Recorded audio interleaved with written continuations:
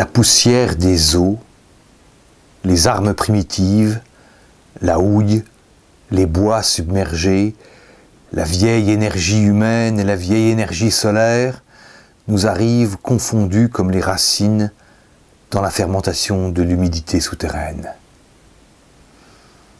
La terre est la matrice et la tueuse. La matière diffuse qui boit la mort pour en nourrir la vie.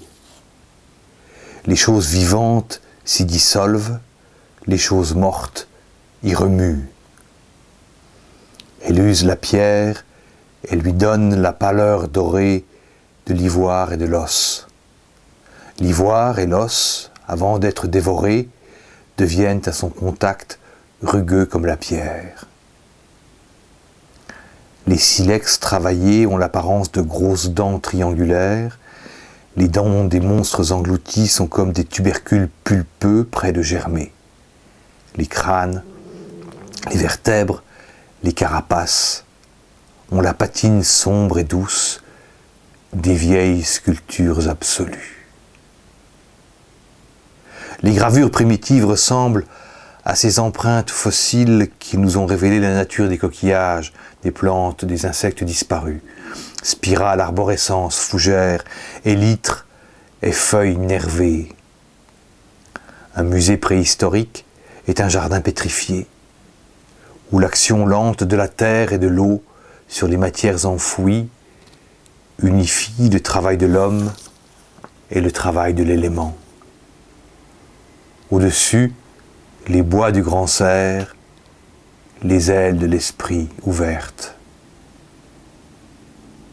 Le trouble que nous éprouvons à voir se mêler dans l'humus plein de radicelles et d'insectes nos premiers os et nos premiers outils a quelque chose de religieux.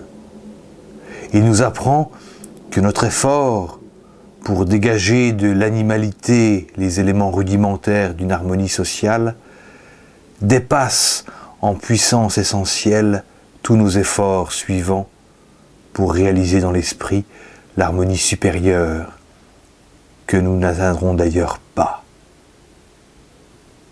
Nulle invention. La base de l'édifice humain est faite de découvertes quotidiennes et ses plus hautes tours sont des entassements patients de généralisation progressive. L'homme a copié la forme de ses outils de chasse et d'industrie sur les becs, les dents et les griffes. Il a emprunté aux fruits leur forme pour ses premiers pots. Ses poinçons, ses aiguilles ont été d'abord des épines, des arêtes.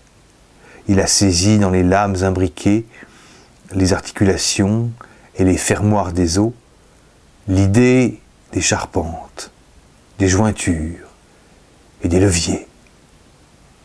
Là est le seul départ de l'abstraction miraculeuse, des formules les plus purifiées de toute trace d'expérience, du plus haut idéal.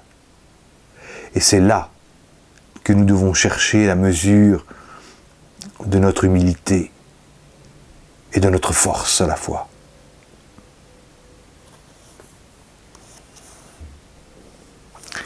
C'était le début de l'histoire de l'art d'Élie Faure.